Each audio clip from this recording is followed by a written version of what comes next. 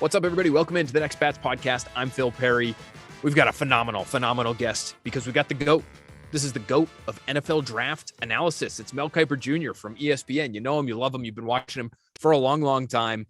Maybe going all the way back to 2000 in that pick number 199 when the Patriots grabbed Tom Brady, and Mel Kiper was all over it with his analysis. Smart player, high football IQ, accurate, throws a catchable ball, tough in the pocket, not going to be all that mobile, but who cares because the offense is set up for Drew Bledsoe. This is exactly what Mel Kiper was saying in real time about Tom Brady, a 6th round pick, singing his praises. Doesn't happen all that often that late on day 3 of the draft, but Mel Kiper was all over it. So we'll talk to him about that call in real time, maybe his most famous draft pick analysis in his illustrious career. If you're like me, you're on air / viewer relationship with Mel Kiper goes back even well before Tom Brady and the Patriots taking him in 2000. But had a lot of fun talking with Mel about not only Tom Brady in that moment,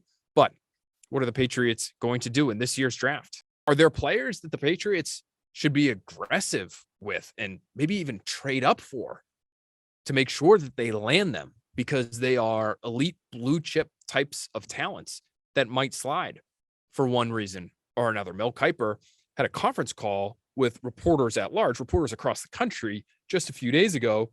And in answering a question to ESPN's Mike Reese about the cornerback class, Kiper said this: do the Patriots make a move to go get Derek Stingley Jr. if he drops to that 12 to 15 spot, the 14 spot? Are they going to get aggressive and get him? He could have been the number 1 player in this draft had he not had the COVID year and then an injury. He could have been the number 1 player in this draft. If he slides a little bit, would the Patriots maybe make a move to make sure that they go get him? He says Stingley's not falling to 21. Jameson Williams isn't falling either, but I wonder if they're aggressive. Now, both of these players, again, dealing with extenuating circumstances, they probably both would have been top 10 picks, if not sniffing that top 10 range. And Stingley and Williams, both of them, may still fall there. But I think Kiper's point is a good one, which is if elite talents start to slide, and you're not at 32, right? You're not at 32 where you've been in the past. You're at 21. And by dealing a couple of middle round picks, you could potentially move into range to draft someone who has blue chip caliber talent and maybe wasn't able to show it last season for one reason or another, or maybe is coming off an injury and so other teams are willing to pass on those guys. But you are in an interesting spot in this draft where everybody's going to be trying to trade back. So we talked about with Albert Breer last week. Are there going to be opportunities the way we assume there will be for the Patriots because they always want to trade back? Are those opportunities going to be there when everyone else is trying to do the same thing? Because everybody views this class, it seems, relatively similarly, which is the meat of the draft is the first half of round 1 all the way down to maybe all the way through round 2. You're talking about similarly talented players. So if everybody's moving back, does that make this a year where you say, hey, it's actually a good idea for us to try to move up, try to zig when others are zagging? Maybe we end up getting a deal on one of these players that Kiper's talking about. So we're able to ask Mel about Derek Stingley. He mentions Jameson Williams as well. Their fits with the Patriots. We talk about an under-the-radar edge player that I think you're going to be interested in after you hear Mel Kiper talk about him, who could be a fit here in New England. And we talk about the Patriots and their history drafting receivers. And Mel Kiper brings up an interesting comparison for the Patriots organization because they aren't the only ones who have struggled to address that position in the draft. It can be a difficult one. He's evaluated that position. He's been talking to evaluators for many years. So great insight from Mel Kiper. Without me rambling on any farther, let's get to our conversation with Mel Kiper Jr.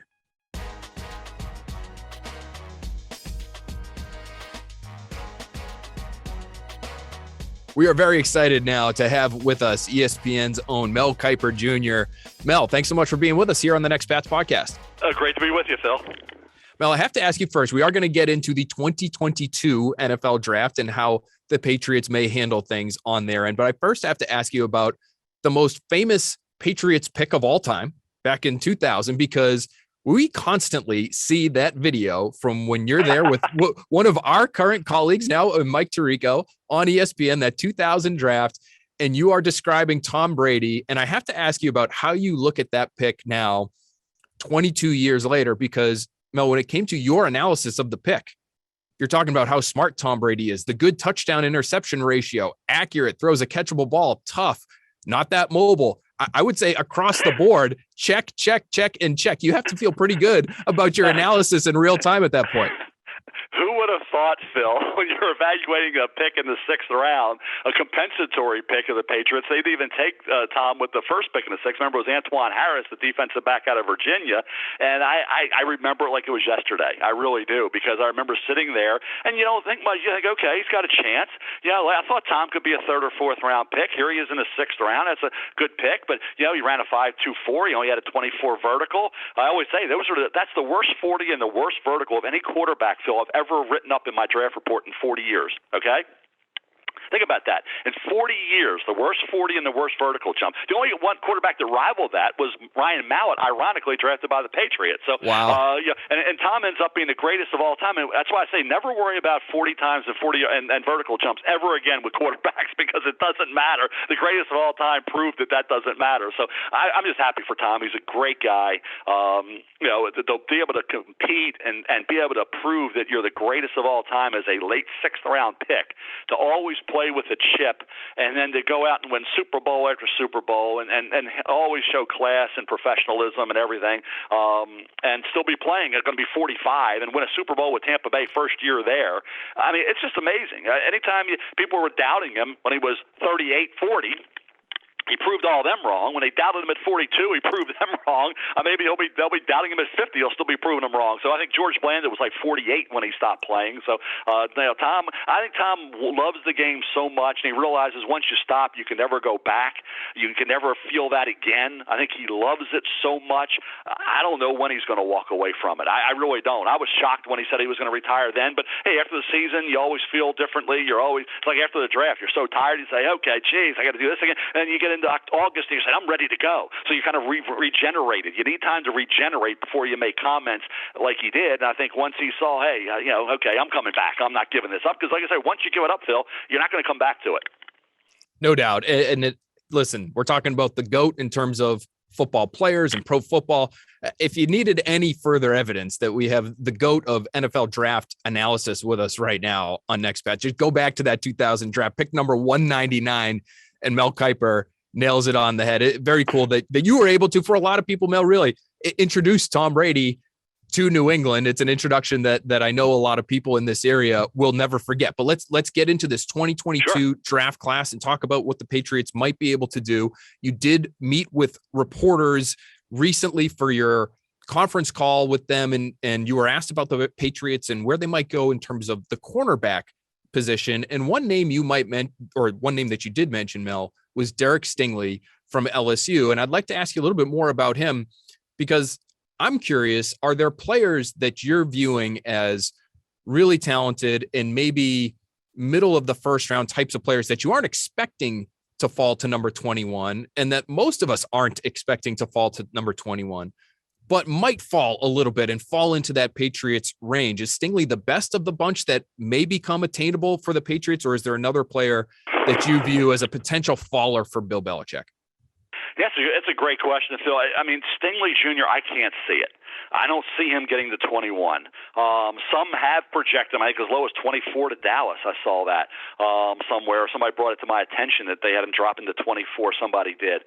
I have him at 12, and I don't even feel good about that. I think he could go higher, or should go higher. But great football player. Great football player. If you're concerned with the medical, with Liz Frank, that's something that the medical staffs are going to have to debate and work through. But on talent, and people say, well, he didn't play that well. Look at the UC. He was hurt. And a COVID year. They were coming off a 2019 season where they went 15-0, won a national title. Most of those players left.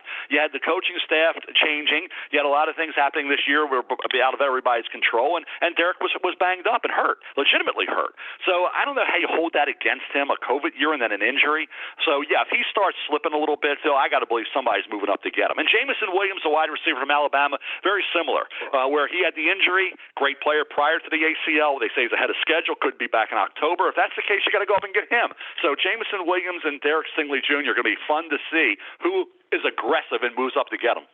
It'll be fun to see if the Patriots identify a defensive talent that they love, whether it's Stingley or somebody else, and get aggressive to make sure that they land that player because of what happened to the Patriots late last season on the defensive side of the ball, where they can't stop Josh Allen in that playoff game in Buffalo. They can't stop Josh Allen in that second regular season game here in Foxborough. So I put it to you, Mel, if your job is to make sure that you're stopping Josh Allen, and you know you're going to have to do that for the next decade or so, who's the player at number 21 that you think could help the Patriots accomplish that goal? Well, I think, you look at the defensive backs, I think Daxton Hill, I almost gave the Patriots Daxton Hill. I went with Devin Lloyd, the linebacker at Utah, as an all-around linebacker who's only going to be there possibly because he didn't run a 4.5 40 like we thought he could. But Daxton Hill is a very good player, outstanding player. He played slot corner. He can play center field. He tackles well. He gets after the quarterback. He was a 5-star recruit coming out of high school, number 1 safety. Very well, talking about coached, tremendously well coached player. McDonald coached him. He's now with Baltimore as their coordinator. I almost gave Daxton Hill to Philadelphia, Phil, at 18. So, Daxton Hill, if he's there at 21, I think he would be the one player I think have to be in their thought process. That'd be a really interesting one because it would mean more speed for the Patriots on that side of the ball. And that was pretty clear, something that they needed at the end of last season. I want to ask you about another player that I know you're a fan of, Mel, and you mocked him to the Patriots a little bit earlier this offseason. And it's a position we haven't really identified as a top need for the Patriots, but I think it's sort of an under the radar need for them. And it's on the edge, outside linebacker, defensive end, whatever you want to call it, but it's Arnold Ebiketie from Penn State. Is he someone that you could see being valued as highly as that 21 overall pick? And why do you like him as a fit for New England potentially? Yeah, I think when you look at Arnold Ebiketie, I think you look at the Temple years and then you look at the Penn State years. And I thought at Temple, Phil, he played really well. He popped for me when I watched Temple. He was getting into the backfield. And then at Penn State, he took it to a whole new level. I mean, he's got almost double-digit sacks. He's in the backfield. James Franklin loved the kid. He loved the kid for this reason. When he came from Temple to Penn State, he got into that locker room. He got on that practice field. And from day one, he was professional. He was out there setting the tone and looking like, hey, this guy is going to be a leader for this football team right away. And I think James Franklin had nothing but great things to say about Ebiketie, the performance on the field. People want to keep saying that this is nitpicking when they talk about, he doesn't play the run that well. I watched 4 games of him the other day. Went back to 4, and he was battling. He got off blocks. He stayed on his feet. I thought he played the run well. Now, when you're when you're playing in college football, you're playing a ton of plays. There's going to be plays where you goes to the other side. You're not going to necessarily show that you're going to be 100 miles an hour every play. But I thought for the most part, he went full steam ahead, as much as I saw any defensive lineman or linebacker do it.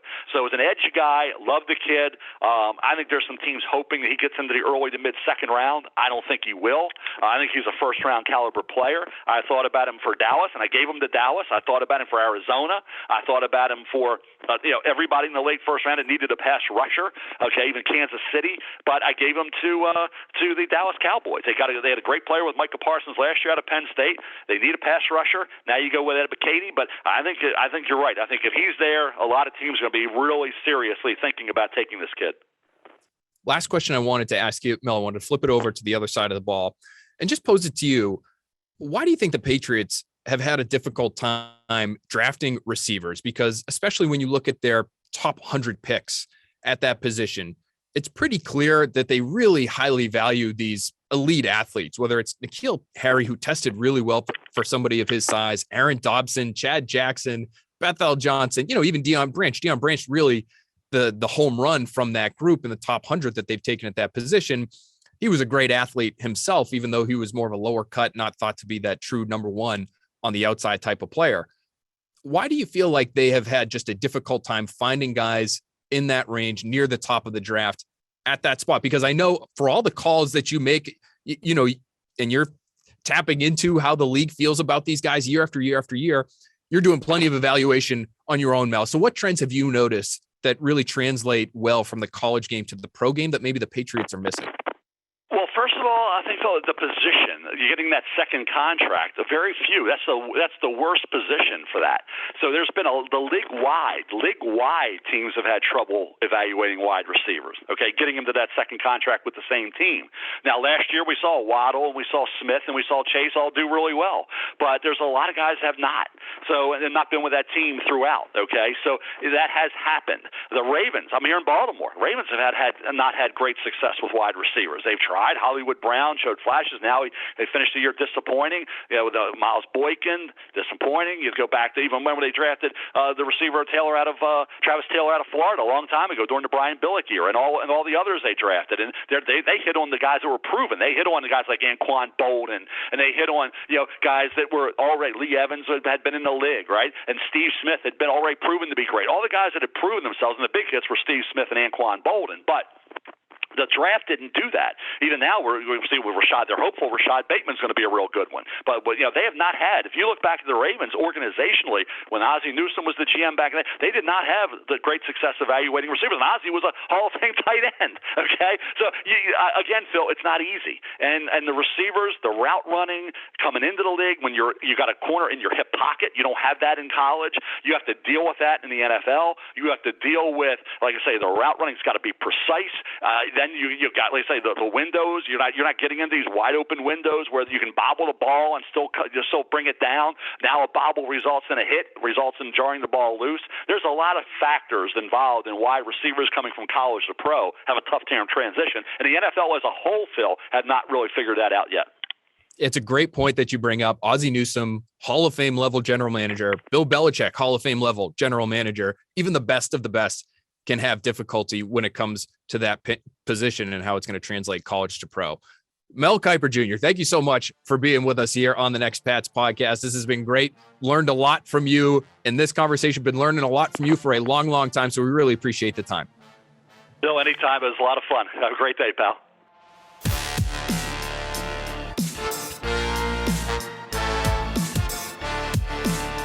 So great stuff there from Mel Kiper Jr., ESPN. Really appreciate him hopping on that beautiful, beautiful landline.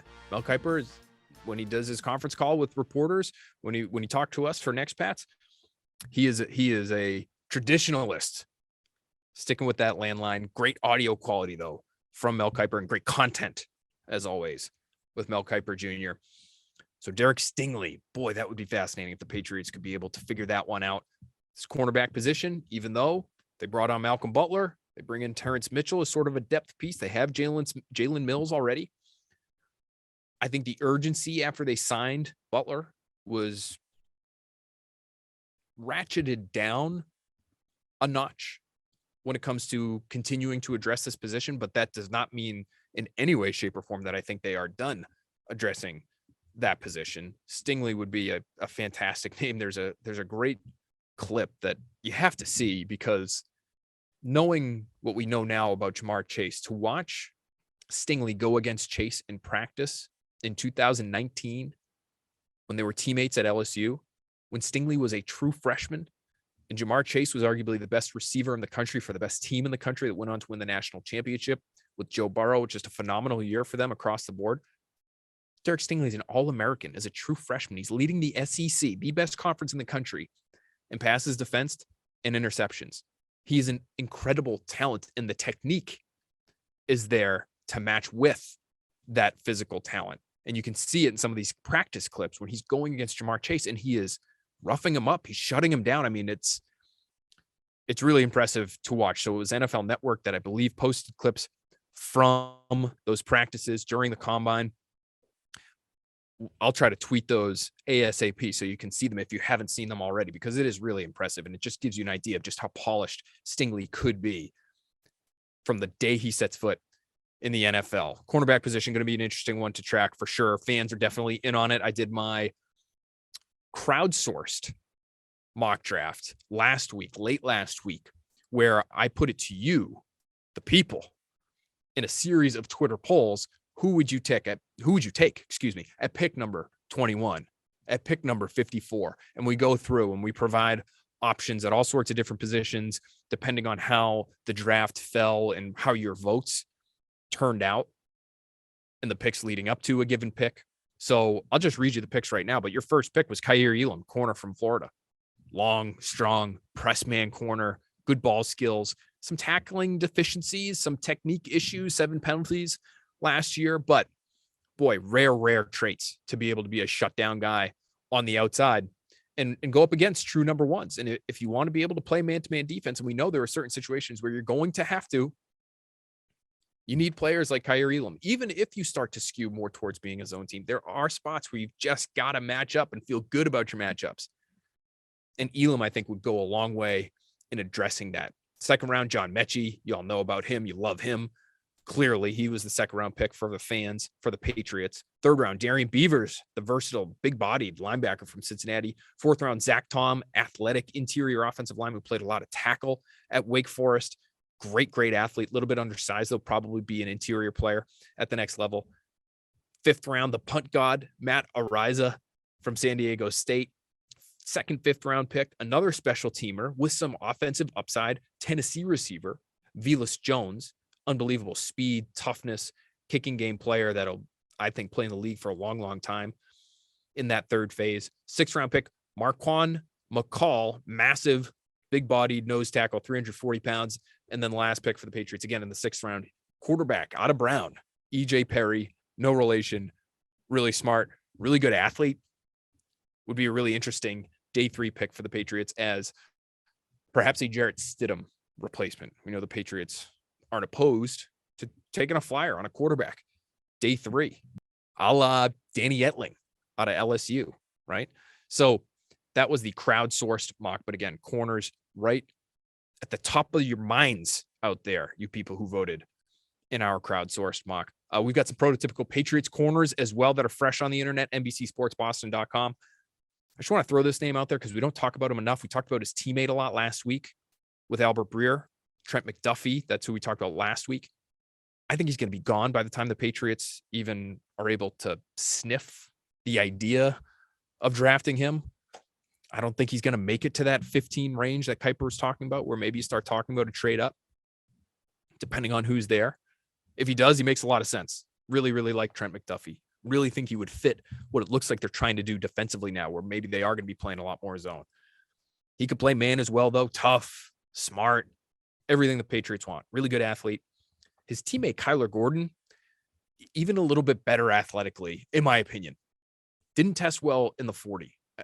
I think that's more a technique issue than it is a true speed issue, because this guy was a gunner on the punt team for Washington and is just flying down the field, beating everybody down there. The speed is not a question to me. The quickness is lightning.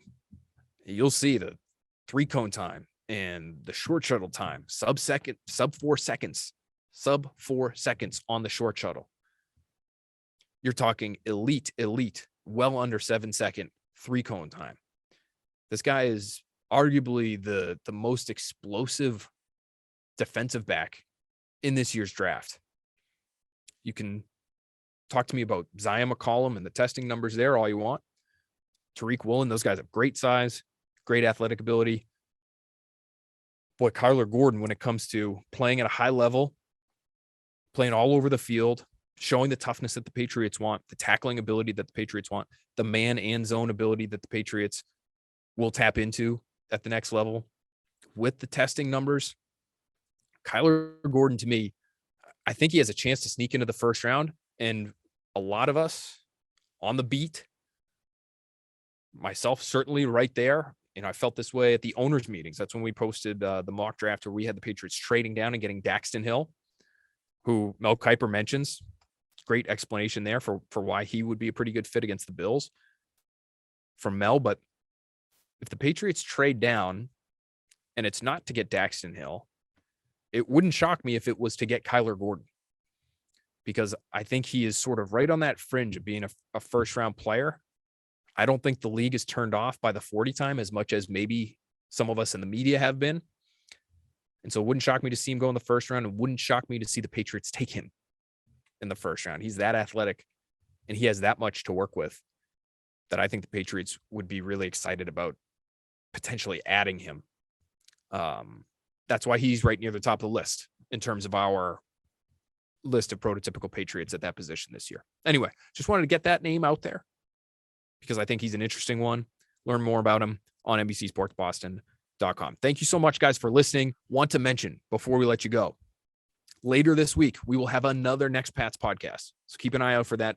Great guest. It's Boston College head coach Jeff Hafley, friend of the podcast. We've had him on before, but will be great to get him on this week to talk about some of his guys that are going to be available in the draft just about a week from now. And not just Zion Johnson, though would love to learn more about Zion Johnson. Large man, large brain, really intelligent, really good athlete. He is, to me, one of the safest picks in this year's class in the first round. And so we could very well be seeing a Zion Johnson here in New England, but there are a few others from Jeff Hafley's roster that I think could end up here in Foxborough. There are some other players that he's either coached against or coached with at different locations. So Ohio State receivers that he might know a little bit something about. That'll be fun to ask him about as well. So keep an eye out for that conversation with Jeff Hafley a little bit later this week. And then next week, early next week, before the draft, we'll be doing our mock draft. Myself, Tom Curran, DJ Bean, will be going through the thought process for every team in the first round. We'll try to figure out what the Patriots are doing there at 21 overall. Do they stick and pick? Do they trade up? As Kiper suggested, do they maybe move back, add some capital, pick up somebody like Kyler Gordon? Who knows? We'll find out next week, but keep an eye out for both those podcasts, Hafley and then the mock draft right before the real deal. Appreciate you guys listening. We'll talk to you very soon.